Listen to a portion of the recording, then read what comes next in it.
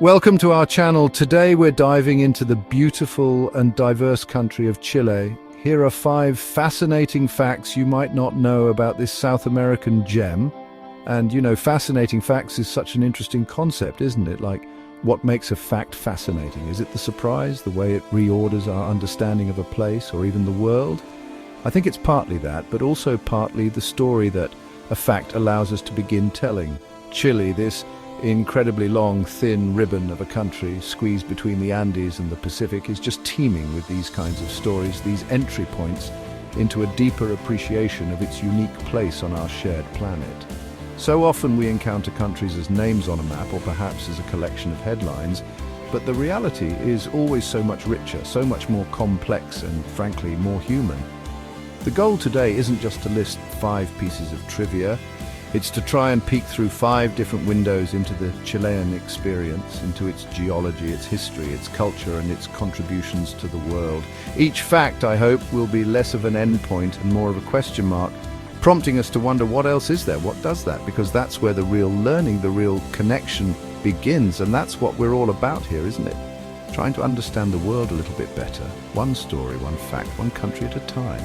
Chile offers such a compelling canvas for this kind of exploration, from the driest deserts to ancient mysteries, from towering mountains to an almost impossibly long coastline. It's a land of extremes, of resilience, and of profound beauty. So let's get into it. Let's explore some of the facets that make Chile. I'm excited to share these with you, and I hope they spark as much curiosity in you as they do in me. So let's start with something that kind of boggles the mind. Chile is home to the Atacama Desert, which holds the rather stark title of being the driest non-polar desert in the entire world. Now, when we say dry, we're not just talking about a place that could use a good downpour. We're talking about an environment so extreme that some parts of it, particularly some specific weather stations, have no historical record of rainfall. Ever. Just try to wrap your head around that for a moment. Imagine a landscape where the very concept of rain is almost alien, a place where the sky has, for all intents and purposes, forgotten how to cry. It's a profound kind of aridity. This isn't hyperbole, it's a documented phenomenon. Scientists have studied soil samples from the Atacama that show no signs of microbial life, which is almost unheard of on Earth. The lack of moisture is so complete in certain areas that it creates these otherworldly landscapes, vast expanses of rock and sand that look more like Mars than many parts of our own planet. In fact, NASA actually uses the Atacama to test instruments for missions to Mars because the conditions are so analogous. It makes you think about the very definition of hospitable and how life, in its incredible tenacity, still finds ways to exist even on the fringes of such extremes, though in some core areas it truly is barren. The implications of this dryness are vast. It shapes the geology, the flora, the fauna, what little there is in the driest parts, and even the way humans have interacted with this region for millennia. It has preserved ancient artifacts and geoglyphs in ways that wetter climates never could. It also means that when rain occasionally falls in the slightly less arid peripheries of the desert, it can lead to spectacular, if ephemeral, blooms of wildflowers, a sudden explosion of color in a monochrome world. The Atacama is a testament to Earth's capacity for extremes, a silent, stark landscape that tells a story of perseverance and desolation, all under a piercingly clear, rainless sky. All right, let's shift our gaze from the arid interior to Chile's staggering interface with the Pacific Ocean. This country possesses a coastline that stretches over 4,300 kilometers, or for my American friends, that's about 2,617 miles.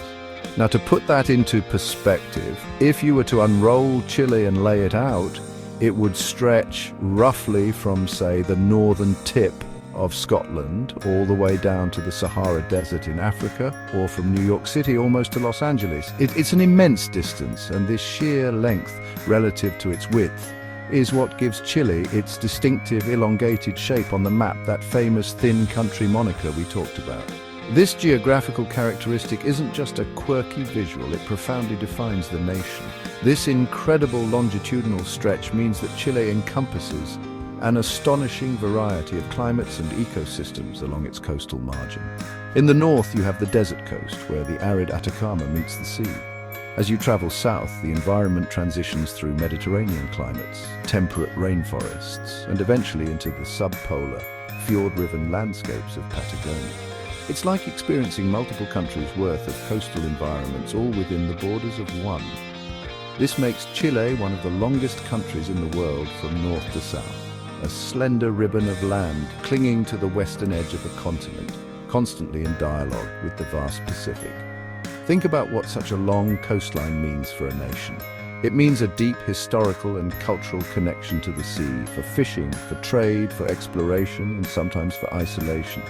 It means that a significant portion of its population lives relatively close to the ocean, their lives and livelihoods shaped by its rhythms, its bounty, and its sometimes formidable power.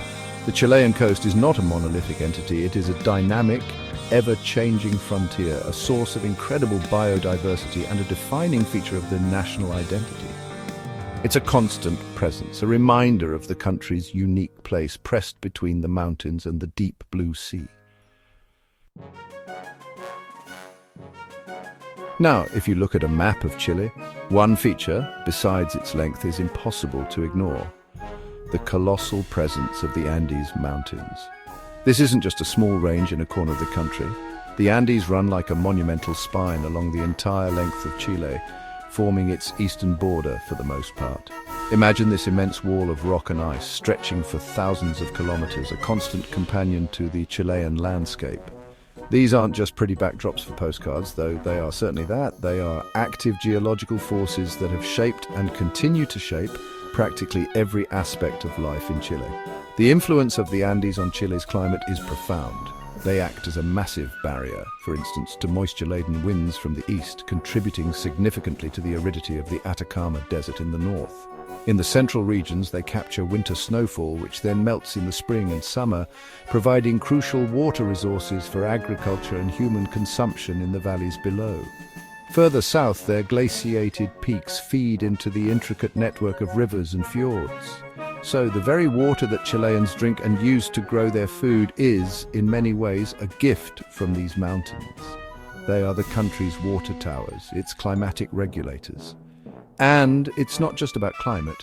The geography created by the Andes dictates where people can live, where cities can be built, and what kinds of agriculture are possible. The steep slopes, the high altitudes, the volcanic activity, these are all part of the Andean reality. The mountains are a source of mineral wealth, which we'll touch on later, but also a source of natural hazards, like earthquakes and volcanic eruptions, which are an inescapable part of life in this seismically active region.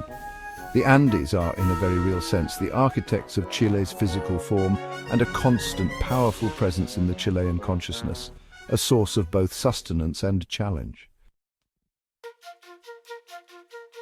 Let's talk about something that lies beneath the dramatic Chilean landscapes, something that has profoundly shaped its economy and its place in the global market copper. Chile is not just a producer of copper, it is one of the absolute leading producers of copper in the entire world. For a significant period, it has been the largest. This isn't a minor industry, it's a cornerstone of the Chilean economy, a primary driver of its export revenue and a significant source of employment. The story of modern Chile is in many ways intertwined with the story of its copper. The significance of copper mining to Chile is hard to overstate. Huge open-pit mines, some of the largest on Earth, carve into the Andean foothills, extracting this reddish gold metal that is so essential to our modern way of life. Think about it. Copper is in the wiring in our homes, in our electronics, in our cars, in the infrastructure that powers our cities. It's one of those fundamental materials that makes the technological world go round. And Chile sits atop some of the planet's most substantial reserves of it. This geological good fortune has brought wealth and development, but like any resource-dependent economy, it also brings its own set of challenges and complexities. Managing this vast mineral wealth involves navigating issues of environmental impact, sustainability, global price fluctuations, and ensuring that the benefits are distributed equitably.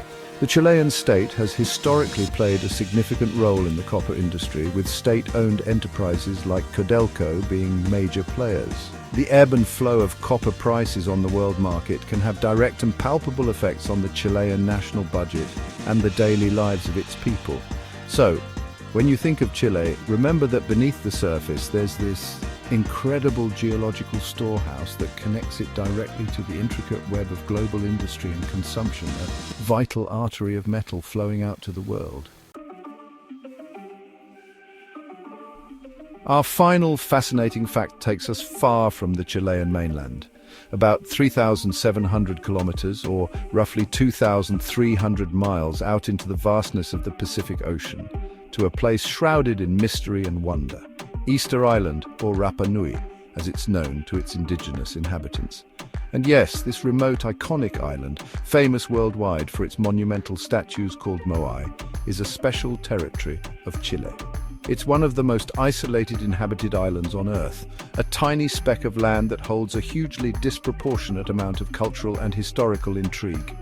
Thinking about its remoteness really underscores the incredible journeys of the Polynesian navigators who first settled it. The moai themselves are, of course, the main event. These colossal stone figures carved by the Rapa Nui people centuries ago stand as silent sentinels gazing inland across the island. There are nearly 1,000 of them, some weighing many tons and reaching heights of over 30 feet. The sheer effort involved in carving them from volcanic tuff, transporting them across the island without the use of wheels or large animals, and erecting them on ceremonial platforms called ahu is just astounding. It speaks to an incredible societal organization, a deep spiritual conviction, and an artistic vision that continues to captivate and mystify us. Why were they built? How exactly were they moved? These are questions that researchers and visitors still ponder. The story of Easter Island is not just one of impressive statues, though. It's also a complex and in some ways cautionary tale about human society, resource management, and the consequences of isolation. The history of the Rapa Nui people includes periods of incredible cultural achievement followed by ecological strain and societal upheaval.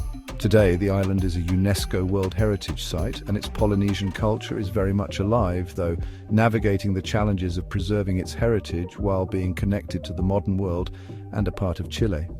Easter Island is more than just a tourist destination. It's a profound human document written in stone and landscape, a testament to resilience, ingenuity, and the enduring power of mystery. Thanks for watching. If you enjoyed learning about Chile, make sure to like, subscribe, and hit the bell icon for more interesting facts about countries around the world. See you next time. And as we wrap up, it's worth remembering, I think, that these 5 facts are just that. 5 entry points, 5 small windows into a country that is, like all countries, a universe of stories and experiences. From the bone-dry Atacama to the enigmatic moai of Rapa Nui, from the towering Andes to that impossibly long coastline, Chile presents a study in contrasts, resilience, and breathtaking natural beauty. The true fascination, for me at least, lies not just in knowing these facts, but in considering what they imply about the people who live in these landscapes, the history that has unfolded there, and the ongoing, ever-evolving story of a nation. How does a desert that never sees rain shape a worldview? What does it mean to live on the edge of a continent with mountains at your back and an endless ocean before you? These are the kinds of questions that facts can and should inspire. They are invitations to further curiosity, to dig deeper, to learn more. So while we've touched on deserts and coastlines, mountains and minerals and ancient statues on a remote island, there is of course so much more to Chile. Its vibrant cities, its literature, its music, its food, its complex political history, and the everyday lives of millions of Chileans.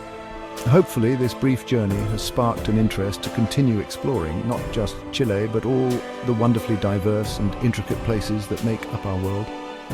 Because understanding, even in small pieces, helps build connections, and that's always a worthwhile endeavor. DFTBA.